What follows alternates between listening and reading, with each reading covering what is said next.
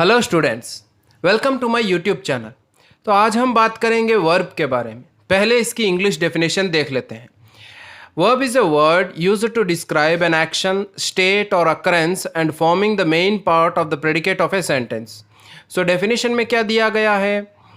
Verb एक ऐसा शब्द है जो वर्णन करता है किसी कार्य का, किसी स्थिति के बारे में या किसी घटना के बारे में, and forming the main part of the predicate of a sentence. और प्रेडिकेट का मुख्य भाग होता है, एक सेंटेंस में प्रेडिकेट का मुख्य भाग होता है।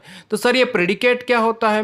प्रेडिकेट सब्जेक्ट को छोड़ करके बाकी का सारा भाग जो भी होता है वाक्य में जो सब्जेक्ट होता है उसको छोड़ करके बाकी जो भी होता है उसको हम प्रेडिकेट बोलते हैं, और उस प्रेडिकेट का मुख्य भाग होता है ये वर्ब। वर्ब तीन प्रकार की होती है: transitive verb, intransitive verb, auxiliary verb. पहले हम ट्रांसिटिव वर्ब के बारे में देखते हैं। इन वर्ब्स के बाद में ऑब्जेक्ट होता है। सो ट्रांसिटिव वर्ब के बाद में ऑब्जेक्ट होता है। Sarla writes a letter, the cat kills a rat, I want a pen. Writes verb है, इसके बाद में अ लेटर सब्जेक्ट नहीं ऑब्जेक्ट है। किल्स वर्ब है, इसके बाद में ऑब्जेक्ट अ रैट है। वांट चाहना एक वर्ब है, इसके बाद में ए पेन, ये क्या है? ऑब्जेक्ट। सो इन वर्ब्स के बाद में ऑब्जेक्ट अनिवार्य रूप से होता है। दूसरा हमारा वर्ब है इंट्रांसिटिव वर्ब। जिस वर्ब का कोई ऑब्जेक्ट नहीं होता है और इसका प्रभाव दूसरे व्यक्ति या वस्तु पर नहीं पड़ता हो तो इस वर्ब को इंट्रांसिटिव वर्ब कहेंगे। एग्जाम्पल के लिए राम वीप्स, मतलब राम रोता है। सो इस वीप्स वर्ब है, इसके बाद में कोई ऑब्जेक्ट है क्या? नहीं। ही लॉफ्स, द चाइल्ड स्लीप्स। सो ये कुछ ऐसे वर्ब्स है इनके बाद में ऑब्जेक्ट नहीं है। सो इसका मतलब ये नहीं है कि इन वर्ब्स के बाद में ऑब्जेक्ट कभी नहीं रहता। एक वर्ब जो होता है वो एक सेंटेंस में तो ट्रांसिटिव कहलाया जा सकता है और दूसरे सेंटेंस में वो इंट्रांसिटिव बन सकता है। एग्जाम्पल के लिए नीचे दिए गई सारणी देखें। इंट्रांसिटिव विदाउट ऑब्जेक्ट होता है, ट्रांसिटिव विथ ऑब्जेक्ट होता है। तो इंट्रांसिटिव में द बेल रिंग्स, घंटी बजती है। ट्रांसिटिव में देखिए the peon rings the bell, peon घंटी बजाता है। सो इसमें और इस वाक्य में रिंग्स वर्ब समान है, लेकिन पहले वाक्य में हमारा इंट्रांसिटिव कहलाएगा वही रिंग्स वर्ब, और दूसरे वाक्य में रिंग्स जो वर्ब है वो ट्रांसिटिव कहलाएगा, क्योंकि इसके बाद में बेल आया है ना, सब ऑब्जेक्ट आया है ना, द बेल। सो वैसे ही कुछ और एग्जाम्पल दिए गए हैं। तीसरा है हमारा auxiliary verb. So auxiliary verb main important verb होता है जिसको हम सामान्यतः वाक्यों में प्रयोग करते हैं। कुछ वर्ब्स मेन वर्ब की हेल्प करते हैं टेंस बनाने में, इन्हीं को ऑक्सिलरी वर्ब्स या हेल्पिंग वर्ब्स कहते हैं हम लोग। She has lost a pen, he is writing a letter. So अब हैज़ लॉस्ट, इज़ राइटिंग, इधर हैज़ और इज़ का प्रयोग किया है ना, तो ये हैज़ और इज़ क्या है? हेल्पिंग वर्ब है जो मेन वर्ब लॉस्ट और राइटिंग की हेल्प कर रहे हैं। सो ऑक्सिलरी वर्ब्स टू टाइप्स के होते हैं: primary auxiliary, model auxiliary. Primary auxiliary के बारे में देखते हैं। प्राइमरी ऑक्सिलरी में 3 फॉर्म्स होते हैं: be form, have form, do form. Be form is, are, am, was, were को कहते हैं। अगला है मॉडल ऑक्सिलरी। ये वर्ब्स काम करने का ढंग बताते हैं, जैसे कि किस तरीके से काम हो रहा है, काम किस तरीके से हो रहा है, उसको उस फीलिंग को एक्सप्रेस करने के लिए हम मॉडल ऑक्सिलरी का प्रयोग करते हैं। एग्जाम्पल में ये shall, will, should, would, may, might, can, could, must, need, ought to, etcetera. So ये सारे के सारे हम मॉडल्स टॉपिक में इनके बारे में एक एक करके समझेंगे। सारे वर्ब्स को 2 भागों में बांटा गया है: finite verbs and non finite verbs. Finite verbs वो वर्ब्स होते हैं जो वाक्य में टेंस के रूल को फॉलो करते, मतलब रूल को फॉलो करके अनुशासन में रहते हैं, रूल के हिसाब से चलते हैं, उनको फाइनाइट वर्ब्स कहेंगे।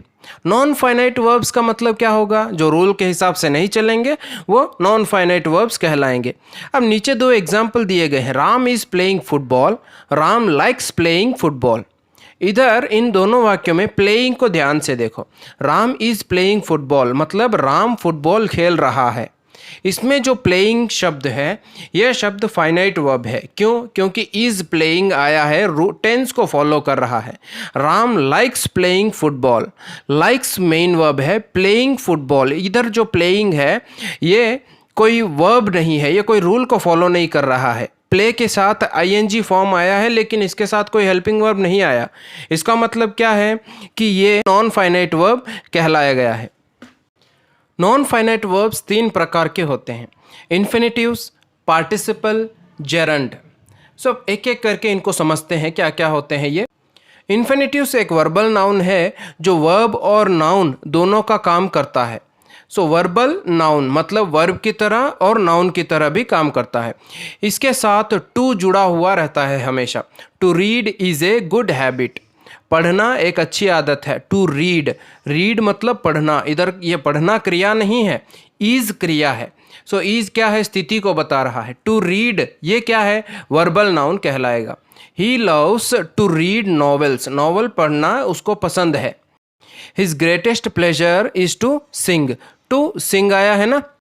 पार्टिसिपल वर्ब क्रिया और विशेषण दोनों की तरह काम करता है, वर्ब और एडजेक्टिव दोनों की तरह काम करता है। Seeing the snake the boy ran away, seeing यह जो शब्द है यह पार्टिसिपल कहलाएगा। क्यों? क्योंकि ये उस लड़के की विशेषता भी बता रहा है जो कि एडजेक्टिव बन गया। और सी मतलब देखना, देखते हुए मतलब क्रिया, तो क्रिया और विशेषण दोनों की तरह काम करता है, इसलिए इसको पार्टिसिपल कहेंगे। तीसरा है जेरंड, यह भी वर्बल नाउन होते हैं लेकिन ये वर्ब की इंग फॉर्म के रूप में होते हैं। सो इन्फिनिटिव्स को भी हमने वर्बल नाउन कहा था और जेरंड को भी वर्बल नाउन कहते हैं। सो इन्फिनिटिव्स में क्या होता है? टू के साथ में वर्ब होता है, इधर वर्ब की इंग फॉर्म होती है।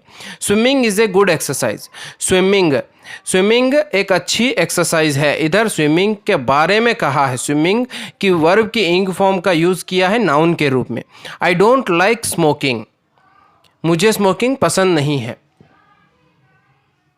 सो पहले वाक्य में स्विमिंग को सब्जेक्ट की तरह यूज़ किया है और दूसरे वाक्य में स्मोकिंग को ऑब्जेक्ट की तरह यूज़ किया है। तो सब्जेक्ट और ऑब्जेक्ट के रूप में क्या हो रहे हैं? ये दोनों नाउन के जगह यूज़ होते हैं, इसलिए इन दोनों को हमने वर्बल नाउन कहा है और इन्हीं वर्बल नाउन्स को हम जेरंड कहते हैं।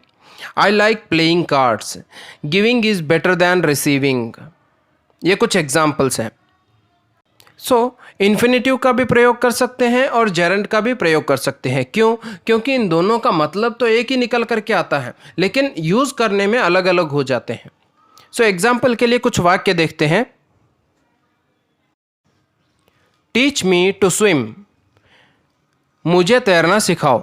टीच मी स्विमिंग, मुझे तैरना सिखाओ।